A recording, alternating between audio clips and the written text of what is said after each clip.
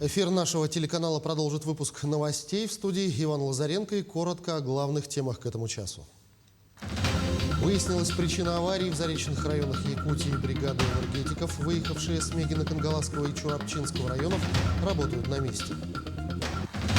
В Среднеколымском районе в течение 5 лет планируют переселить из ветхого и аварийного жилья более 800 человек. В Якутске подвели итоги кадрового конкурса «Таланты Якутии». По каким критериям выбирали лучших?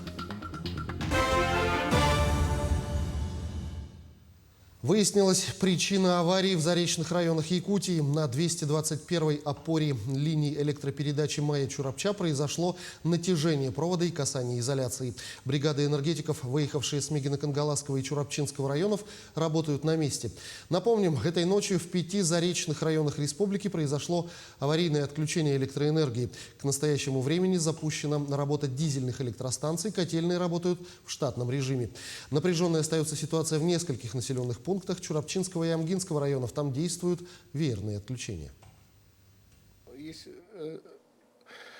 сигналы по двум отключенным резервным источникам питания, котельным ГУПа ЖКХ. И сегодня предприятие уже выдвинуло передвижные резервные источники питания. А за это время, вот, по решению нашего штаба, по этим населенным пунктам отключения не будет, и котельные будут работать в штатном режиме. Настоящий подарок. Ключи от долгожданных квартир получили в канун Нового года обманутые дольщики дома по улице Каландарашвили, 38 в Якутске. В торжественной обстановке ключи вручил первый зампред правительства республики Кирилл Бычков. Этого события собственники жилья ждали более 7 лет, и только после того, как в ситуацию вмешался созданный в 2019 году региональный фонд обманутых дольщиков, проблему наконец-то удалось решить. Строительство второй очереди 179-квартирного жилого дома было приостановлено в 2015 году. Компанией-застройщиком тогда являлась обанкротившаяся чуть позже Северная строительная компания во главе с директором Михаилом Америкяновым.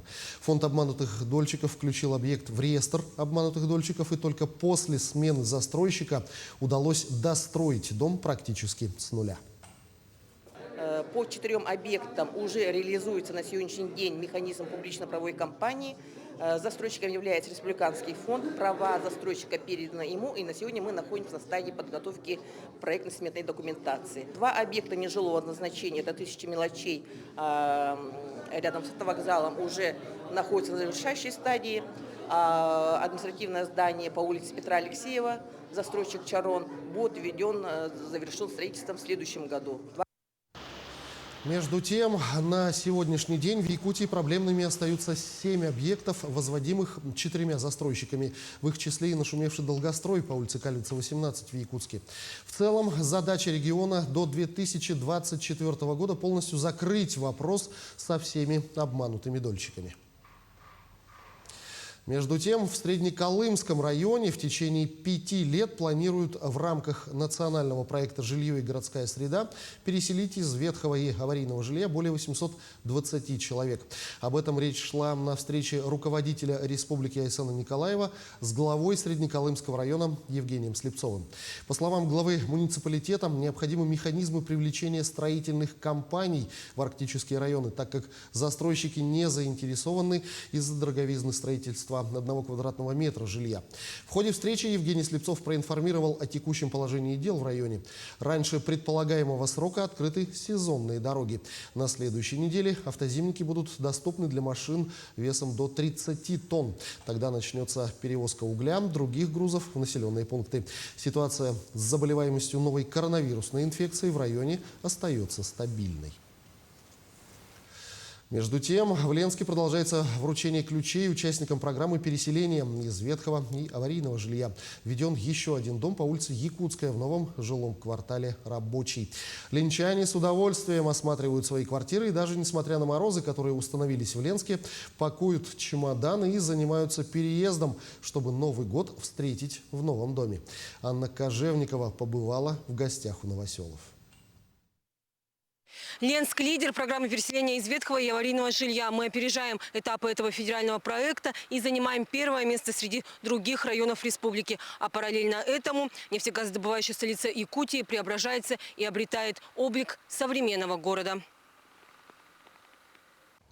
Из покосившихся стареньких двухэтажек, построенных в середине прошлого столетия, ленчане сегодня переезжают в новые уютные квартиры, расположенные в современном жилом комплексе «Рабочий». Эстафету по переселению в рамках реализации федеральной программы приняли на этот раз жители улицы Чапаева. Это часть города старой деревянной застройки, не раз страдавшая от разрушительных наводнений.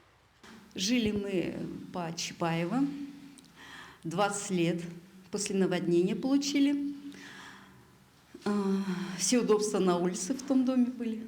Сделали, конечно, канализацию сами. Поставили мы двери железные, и когда по ним можно было температуру на улице определять. Если промерзла до ручки, значит уже за 40.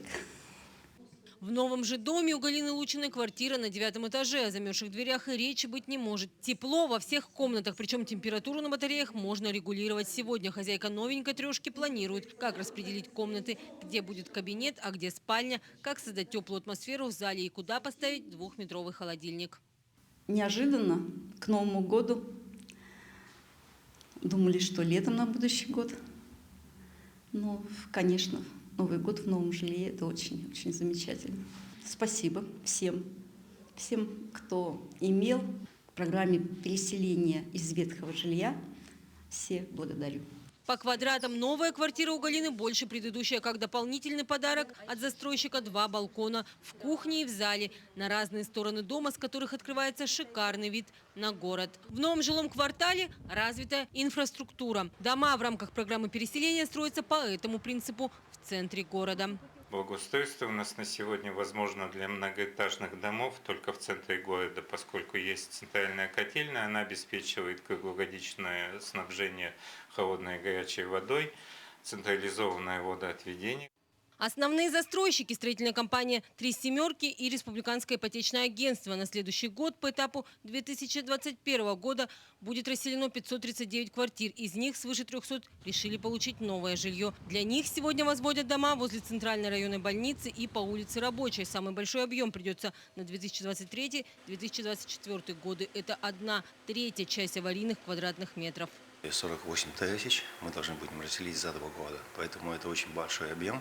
И сегодня есть понимание того, что нам сегодня необходимо усилить свою работу вот именно по этапу 2023 года, для того, чтобы уже, скажем, в 2022 году начать строительство домов по этапу 2023 года.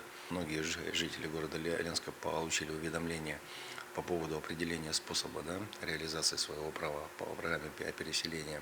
Это возмещение, получение возмещения, либо получение нового жилья.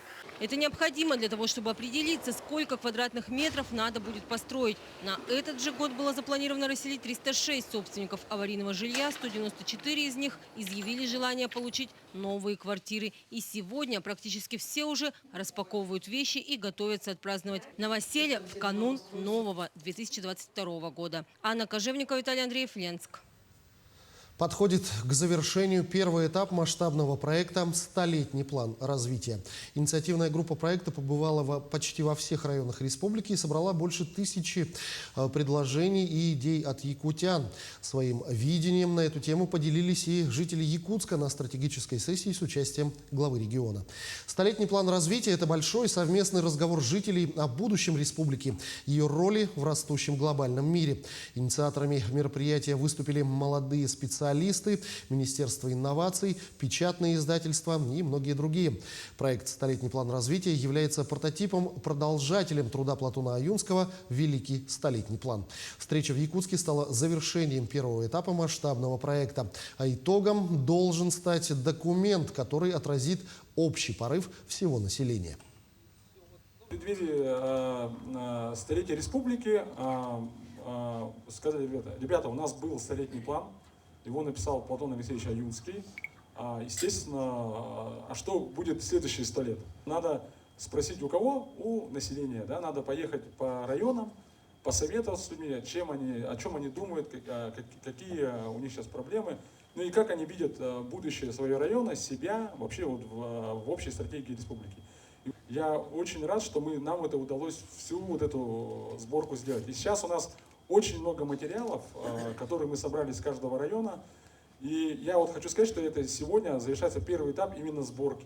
Очень быстро люди входят вообще в проектирование будущего, да, и мне очень много, оказывается, вот республика разная, промышленные районы, арктические районы, сельскохозяйственный, город Якутск, да, но есть вещи, которые все-таки, вот меня что радует, есть вещи, объединяющие нас. То есть все хотят, конечно, здоровья, все хотят образования, все хотят сохранения экологии, все хотят сохранения традиций, да, то есть вот вообще понятие сохранения в будущее – это такая основная линия, которая, конечно, ну, в растяжке, скажем так, экология, промышленность – это вопрос, да, то есть сохранение традиций, технологий, глобализация – это тоже вопрос. И вот как это все делать, это очень, ну, очень много интересных инсайтов. В Якутске подвели итоги кадрового конкурса «Таланты Якутии». Во время финального этапа 17 команд финалистов защитили свои проекты перед экспертной комиссией. В общей сложности в конкурсе приняли участие более 5000 человек. На протяжении 9 месяцев участники прошли обучение по 4 модулям. Помимо этого, они приняли участие в 4 вызовах. Основными критериями в выборе победителей являлись уникальность, востребованность, конкурентоспособность, наличие социального эффекта и охват населения. Победители конкурса получили грант главы республики на обучение в российских и зарубежных вузах. В нашем конкурсе приняло участие свыше 5700 человек. Они проходили отборочные этапы, это были дистанционные отборы, да, они сдавали различные психологические тесты, вербальные, числовые способности проверялись, проверяли также знания на общие компетенции. Миссией конкурса «Таланты Якутии» является поиск и отбор лидеров нового формата, людей, которые могут созидать вокруг себя новые изменения, сообщества других лидеров, да, люди, которые нацелены на позитивные изменения и могут стать драйвером развития нашей республики, а также создание сообщества единомышленников. Торжественным собранием общественности республики и праздничным концертом завершается обширная программа Нюрбинского района, которая в эти дни проходит в столице. Мероприятие посвящено уроженцам Нюрбинского района, 125-летию со дня рождения выдающегося государственного деятеля Степана Васильева и 85-летию со дня рождения политического и общественного деятеля Варвары Петровой. В честь этих знаменательных событий Нюрбинский район для своих земляков и гостей подготовил обширную программу мероприятий. Так, в начале недели состоялось возложение цветов к мемориальным доскам выдающихся деятелей в Якутске. Кроме того, на телеканале НВК «Саха» вышел фильм о жизни и деятельности Варвары Петровой. Также неделя ознаменовалась круглыми столами, выставкой, ярмаркой сельхозпродукции и презентацией книги «Степан Васильев». Сегодня заключительный уже вечер. Сегодня торжественное собрание Общественной Республики будет. Также большой концерт силами наших талантливых людей с Нюрбинского района. В целом я доволен мероприятиями, которые проходили в течение 3 дней.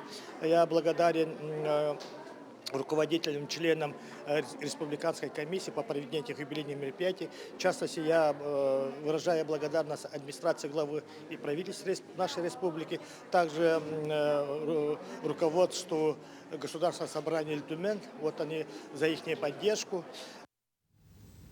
К этому часу пока вся информация. Мы следим за развитием событий. Оставайтесь на нашем канале.